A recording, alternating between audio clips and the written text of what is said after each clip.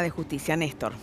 Por esas cosas extrañas que tiene el Poder Judicial argentino, se está realizando ahora, 30 años después de ocurridos los hechos, un juicio por los episodios del copamiento de La Tablada. ¿Se acuerdan aquello que pasó en un enero tórrido de 1989? Un grupo de guerrilleros intentó copar el cuartel militar de La Tablada, fue repelida esa agresión. Hubo guerrilleros que se entregaron vivos, que se rindieron, depusieron sus armas y después pasaron a ingresar una lista de desaparecidos en democracia.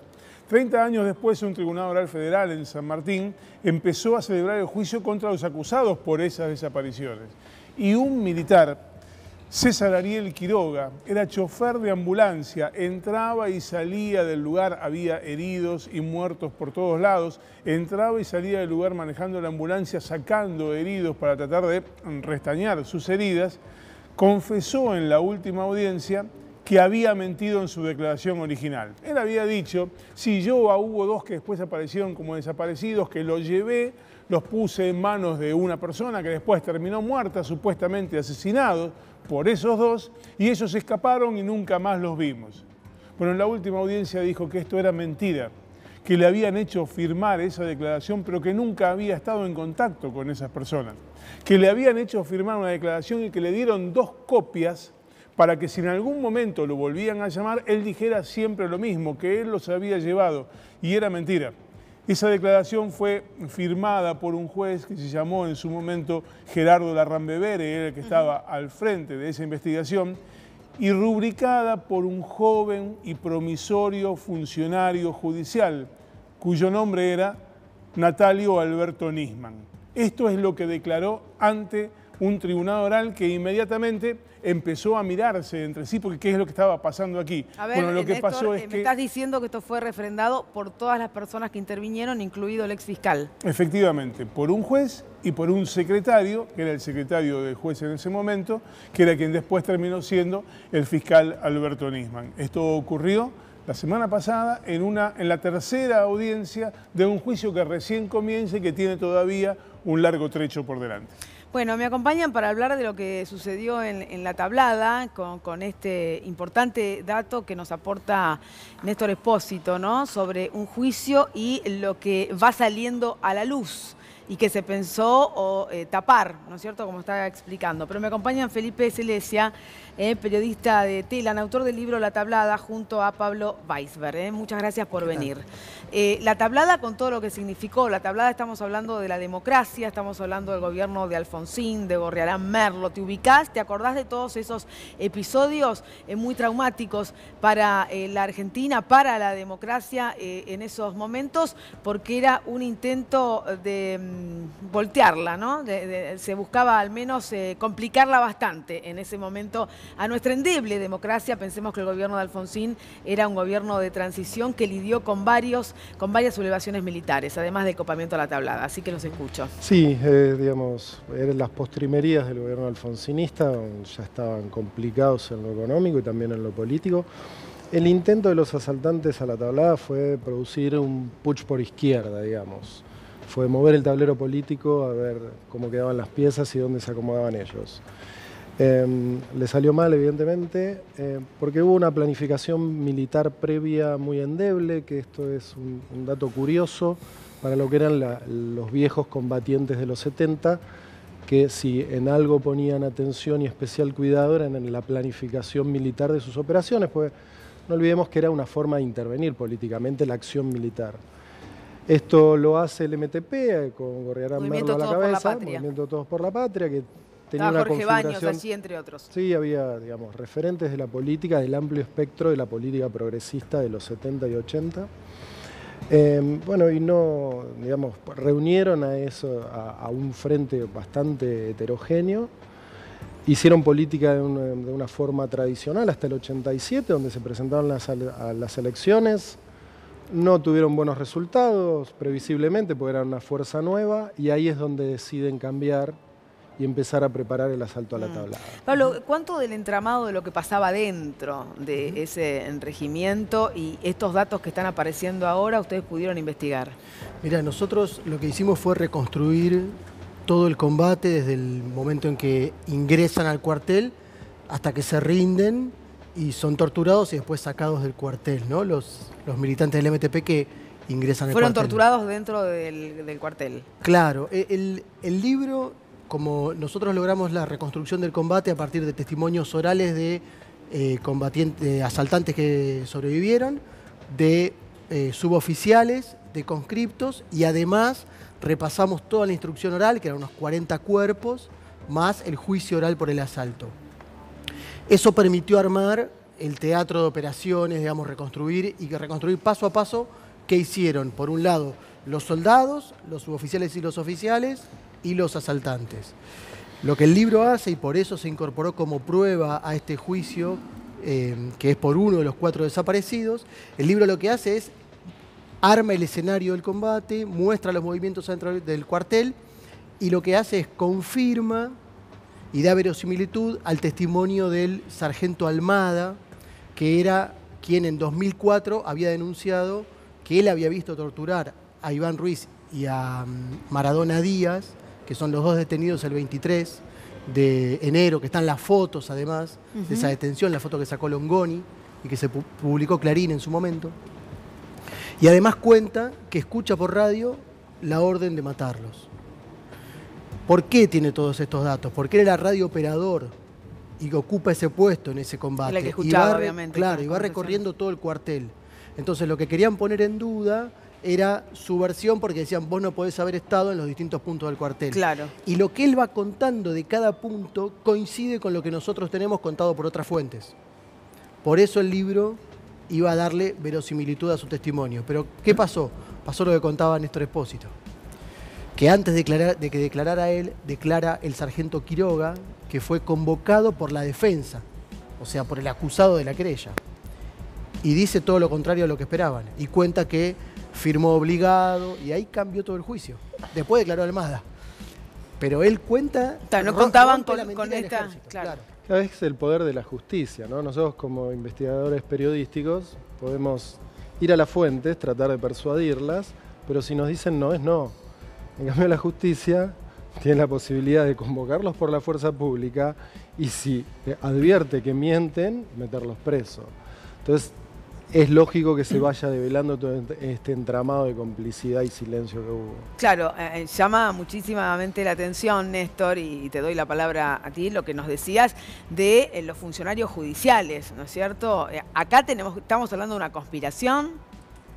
Lo que empieza a quedar en claro es que ha habido una maniobra de encubrimiento de altísimo nivel en la que estuvieron involucrados.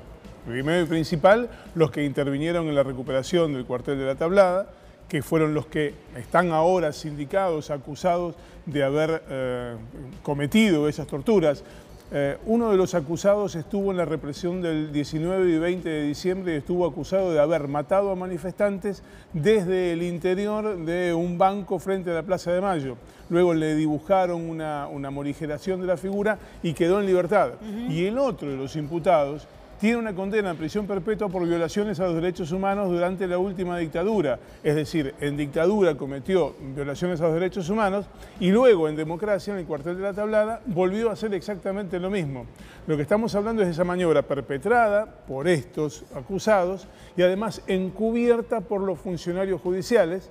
Y además habrá que preguntarse si no hubo también alguna pata política que permitiera que ocurriera todo esto. Claro, a eso iba, ¿no? ¿Hasta dónde puede llegar el encubrimiento? Ustedes que han estado investigando, ¿limita esto al Poder Judicial? Sí, lo que advertimos es que había una voluntad muy clara del alfonsinismo de tener un proceso rápido y ejemplificador contra los asaltantes de la Tablada. Y muy poco interés en investigar los apremios ilegales, las torturas, tormentos, desapariciones. Eso era como, bueno, para una segunda etapa. No había voluntad política de meterse con un tema que era urticante porque el foco estaba puesto en que eran, digamos, perpetradores de un asalto en democracia y su castigo tenía que ser ejemplar. Esto fue lo que olió, supongo yo, Alberto Nisman, cuando, siendo un joven funcionario judicial del Departamento Federal de Morón, dijo, el negocio para mi carrera no viene por complicar a los militares en desapariciones, sino por instruir un expediente que los meta presos rápidamente.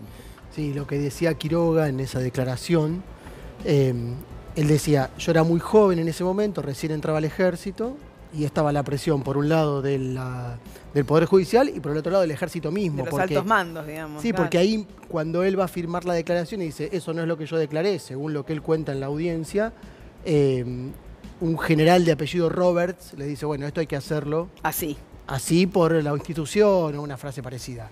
Y en la declaración que tiene él están la firma de Quiroga, de Nisman y de Larrambevere.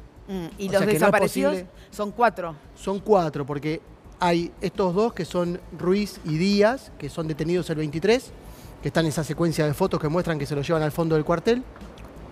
Y después, el 24, cuando se produce la rendición, cuando los dejan rendirse, porque ellos habían intentado rendirse varias veces, pero había una voluntad, digamos, de tirar muchos tiros ahí adentro, evidentemente, y no que terminara con una rendición, por lo menos en el primer día. ¿Vos crees que había una decisión de matarlos? Y cuando hay un combate, incluso lo dice la CID, ¿no? Cuando hay un combate, de los dos lados tiran con todo lo que tienen. Y claramente que los asaltantes tenían una capacidad limitada de fuego, evidentemente tiraron más. Mirá, el primer testigo en este juicio, que fue un conscripto, que es uno de los que sale de la guardia, donde también estaban Ruiz y Díaz, que después son detenidos. O sea, cuando sacan ese grupo que estaba ahí, él dice que lo suben a un blindado a todos los soldados, mientras se lo llevan a Ruiz y Díaz hacia el fondo, dan una vuelta y vuelven a tirar contra la guardia, contra el edificio de la guardia. O sea que había una vocación de cierta destrucción. Sí, de cierta teatralización del episodio, ¿no? Estamos hablando, los militares venían bastante hostigados, aunque ya se habían sancionado las leyes de impunidad, obediencia debida y punto final, venían bastante hostigados por jueces intermedios que los estaban convocando por delitos cometidos en la dictadura. Y estaban bastante enojados con el alfonsinismo porque, digamos, no habían actualizado salarialmente la nómina, porque los habían desarmado en un montón de las áreas de las Fuerzas Armadas. Y además se sentían que no habían sido reivindicados en su rol de lucha contra la subversión. Y esta fue una oportunidad increíble para, digamos, desquitarse de todo esto y demostrar, digamos, dicho muy esquemáticamente, que ellos eran los buenos y que los malos eran los guerrilleros que habían asaltado el cuartel. Los otros 2 desaparecidos son el 24, cuando se produce la rendición, los llevan a todos hacia el fondo del cuartel y ahí alguien que los sobrevivientes reconocen en él la voz de Arrillaga. ¿No? No, ahí los sacan. Hubo simulacros de fusilamiento. Hubo simulacros de fusilamiento. Claro. Por eso después, cuando llega Alfonsín, los reúnen a todos en un sector de comandancia, digamos, del cuartel, los desnudan, los encapuchan, los atan con alambres. Entra Alfonsín, los mira, no dice nada, se va, y al poco rato entra un oficial que los sobrevivientes estiman que puede ser el general Arrillaga, que es el que está siendo juzgado en este momento, donde dice: yo soy Dios, ahora van a saber, digamos, los amenaza concretamente, y se llevan a 2 de ellos, Carlos Amojedni y Francisco Provenzano, que habían tenido en las operaciones don de mando. Y eso lo sabían por las comunicaciones que habían intervenido. Entonces, eran como los 2 cabecillas militares. Y además tenían antecedentes en el PRT, eran militantes de los 70. Bien, Néstor. No, básicamente preguntarle si la consideración de este juicio que se realiza tardíamente, 30 años después, a partir de lo que se lleva corrido hasta ahora, intuyen, presumen que habrá una condena respecto de violaciones a los derechos humanos y desapariciones en democracia. Sí, yo estimo que va a haber una condena de Arrillaga. Pasa que es insuficiente porque, digamos, lo que va a destrabar este juicio, pues lo que decía Pablo de Quiroga tiene lógica, haciendo un ejercicio de reflexión. Si uno fue un oficial bien intencionado, que lo involucran en este acto atroz, ¿por qué tiene que guardar silencio? ¿Cuál es su ganancia?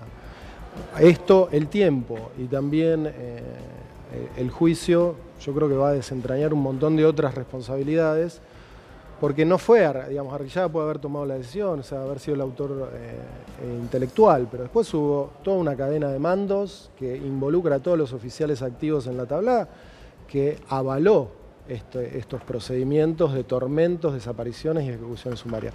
Y después, los familiares de estos 4 desaparecidos tienen derecho a saber dónde fueron depositados, ¿Qué fue de sus qué familiares? les pasó con ellos, por supuesto.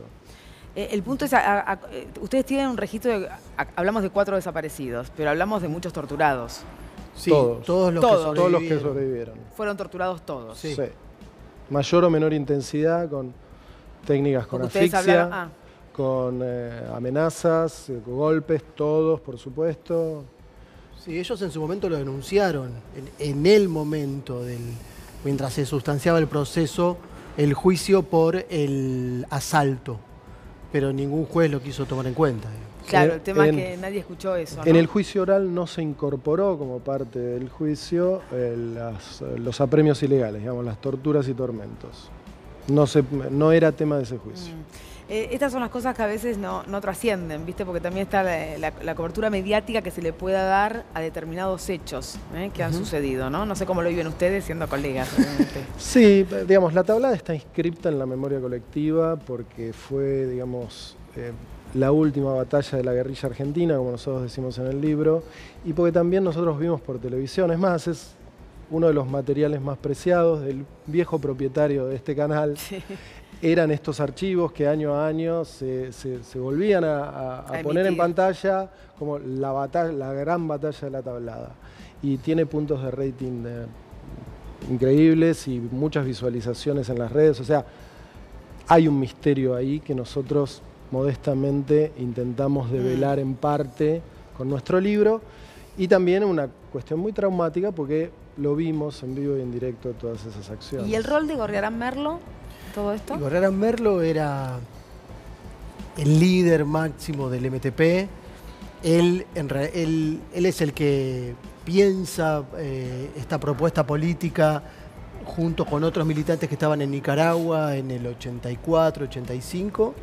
Él viene después, pero al principio viene su grupo de mayor confianza y empiezan a desarrollar esa propuesta política que habían bautizado como Movimiento Todos por la Patria, que tenía un perfil de izquierda progresista, digamos. Pero eso después empieza a cambiar, suponemos también en función de la propia mirada de Gorriarán Merlo, que quiere acelerar los tiempos, digamos, ¿no? Y ven cómo se producen los alzamientos militares que generan cierto tambaleo de la democracia. Sin duda. Seguramente hicieron una lectura, seguramente no, hay una lectura equivocada y hacen un asalto al cuartel. Nosotros no creemos en la teoría conspirativa de que el gobierno radical alentó, o por lo menos no encontramos ningún indicio de que eso haya sido así.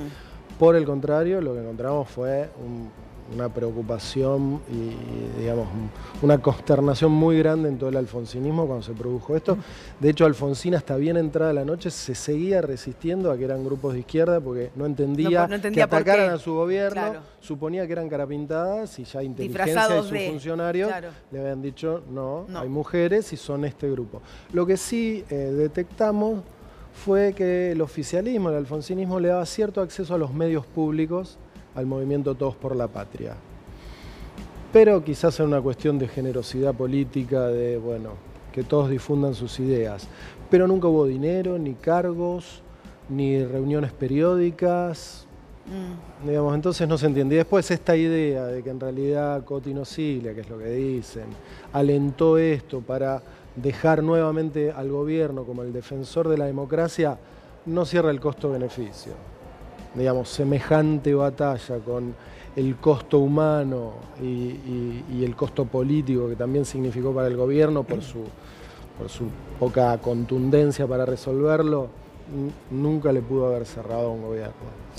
Felipe, Pablo, muchas gracias por haber venido sobre esto que nos parece